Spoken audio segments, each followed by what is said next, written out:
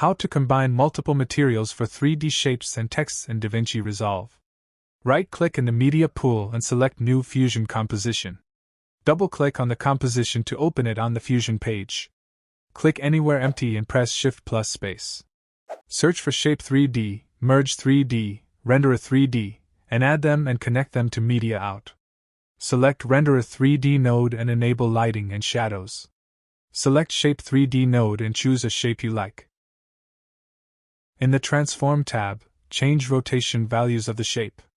Now select Merge 3D node, press Shift+Space, search for ambient light, and add it. Increase intensity of the light. Now go to Effects tab, expand Templates, expand Fusion, and click on Shaders. Scroll down and drag any of the shaders into Composition and connect it to Shape 3D. Now we have this shader look on the shape, but we can combine the shaders. Bring another shader. Click anywhere empty, press Shift+Space, search for Material Merge, and add it. Connect shaders to Material Merge and to Shape 3D. For materials to merge, one of them must have holes in it.